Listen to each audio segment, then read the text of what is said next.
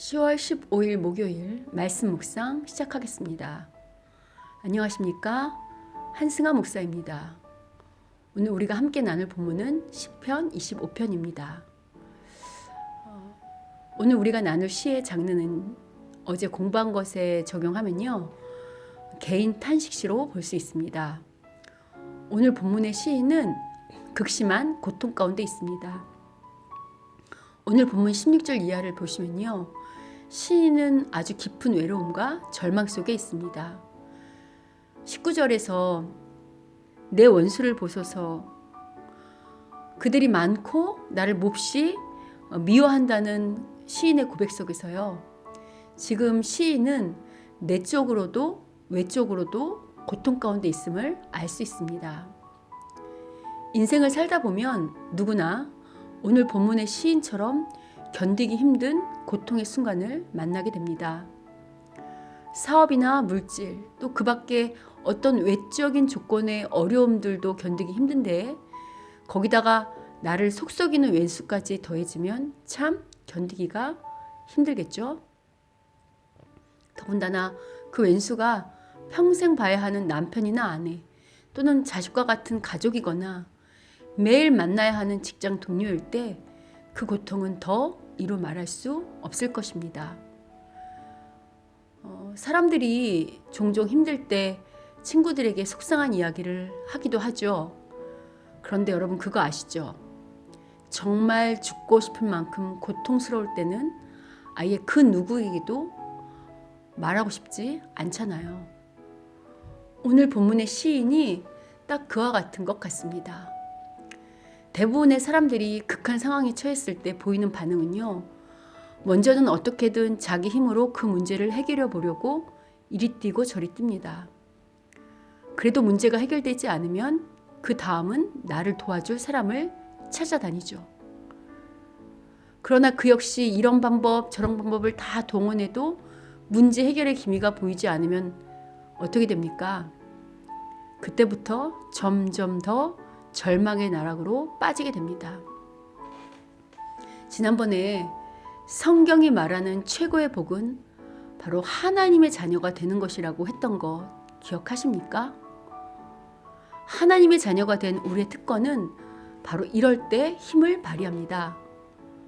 하나님을 모르는 사람들은요, 자신의 힘으로 컨트롤되지 않는 극한 상황이 올 때 절망하며 자포자기할 수 있지만요, 하나님의 자녀는 극한 상황이 올 때 누구를 바라보게 됩니까? 예, 하나님을 바라보게 됩니다. 그래서 오늘 본문의 시인도요, 여호와여 나의 영혼이 주님을 우러러 봅니다 라는 고백으로 이 시를 시작합니다. 하나님에 대한 믿음은 이럴 때 힘을 발휘합니다.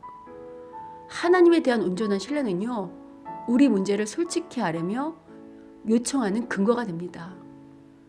그래서 시인은 주님, 내가 주님을 신뢰하오니 내가 부끄러움을 당하지 않게 하시고 내 원수들이 나를 이겨 승리의 누를 부르지 못하게 해달라고 도움을 요청하며 간구합니다. 아울러 시인은 까닭없이 속이는 사람을 괴롭히는 왼수들이 성공하는 것은 물론 수치를 당하게 해달라고 간구합니다. 여러분, 이런 구절을 읽을 때 짜릿하지 않으십니까? 우리도 까닭없이 괴롭히는 원수 같은 사람들을 만날 때요, 우리가 신앙인이라 대놓고 싸울 수는 없지만 솔직히 하나님께서 좀 손 좀 봐주셨으면 그렇게 손 봐주시길 원하잖아요. 부끄러운 고백이지만 저도 까닭없이 괴롭히는 사람들을 놓고요, 폭망하게 해달라고 기도할 때가 있거든요. 물론 그런 기도할 때 하나님께서 별로 좋아하시는 것 같진 않지만요. 여하튼 우리가 기본적으로 왼수까지도 사랑하며 품게 해달라는 기도를 하지만요, 우리 역시 연약한 인간이라 너무 힘들게 우리를 괴롭히는 사람들을 만날 때면 오늘 시인과 같은 탄식의 기도가 절로 나옵니다. 그런데 오늘 시인에게 본받을 점은요, 이렇게 왼수를 물리치고 자신을 도와달라는 간구에서 멈추는 것이 아니라요, 자신을 하나님 앞에 정직하게 세웁니다. 자신이 죄인인 것을 고백하며 자신이 어느 지점에서 잘못하고 있는지를 깨달을 수 있도록 도와달라고 요청하는 거죠. 솔직히 우리가 어떤 어려움을 겪을 때요, 그것이 물질의 문제든지 혹은 사람과의 관계든지, 물론 욥처럼 아무 잘못 없이 환난을 당할 때도 있지만요, 나의 실수나 잘못은 하나도 없고 전적으로 외적인 환경이나 다른 사람의 약함 때문에 어떤 문제를 당하는 일은 드뭅니다. 어떤 문제가 닥쳤을 때 정직하게 나를 돌아보면요, 나의 욕심이나 게으름 또는 이기적이고 악한 모습들을 보게 되죠. 무엇보다 인간관계에서 일방적인 것은 없는 것 같습니다. 사람은 자기 중심적입니다. 그래서 상대방의 입장보다 내 입장을 내세우게 되고요. 그러다 보면 점점 관계가 악화되어서 서로를 공격하는 왼수가 되는 경우도 꽤 있죠. 물론 정말 아주 못된 악인들을 만나서 일방적으로 괴롭힘을 당할 때도 있지만요. 여하튼 시인은 고통 가운데서 자신의 고통만 호소하는 것이 아니라요, 자신의 죄악을 돌아보며 자신을 인도해 주실 것을 요청합니다. 오늘 본문 4절 5절을 보시면 주의 도를 내게 보이시고 주의 길을 내게 가르치시고 주의 진리로 나를 지도하시고 교훈해 달라고 간구합니다. 여러분, 잘 모르는 길을 운전할 때요, 내비게이션은 필수입니다. 설사 내가 길을 잘못 들었다 할지라도 좋은 내비게이션만 있으면 다시 경로를 재탐색하고 또 재탐색해서라도 결국 목적지에 우리를 데려다 주잖아요. 그래서 우리가 길을 잘못 들었다 할지라도 그 내비게이션 때문에 최종 목적지에 우리가 도착할 수 있게 되죠. 이와 같이 우리 인생도 동일합니다. 우리가 인생의 여정을 걸어갈 때 어느 길이 바른 길인지, 어느 길로 가야 가장 복된 목적지로 가게 되는지 솔직히 우리가 잘 모르잖아요. 그런데 그럴 때 내비게이션처럼 올바른 방향을 제시해주는 누군가가 있다면 그것은 참 복된 일일 것입니다. 그런데 더군다나 그 올바른 방향을 제시해주는 이가 진리와 의의 길을 알 뿐만 아니라 전능하기까지 하다면 그런 일을 만나는 것이야말로 정말 복 중의 복이요, 속된 말로 로또를 맞는 것 아니겠습니까? 그런데 여러분, 우리가 믿는 하나님이 바로 그런 분이십니다. 그래서 시인은요, 4절에서 6절뿐만 아니라 8절 이하에서도요, 여호와께서는 선하고 올바르시니 그 길을 죄인이 자신에게 좀 가르쳐 주시고 또 겸손한 사람을 공의로 인도하시며 겸손한 사람에게 길을 가르치신다고 고백하는 것입니다. 오늘 본문 12절의 시인의 고백처럼요, 하나님은 당신을 경외하는 자를 바른 길로 인도하십니다.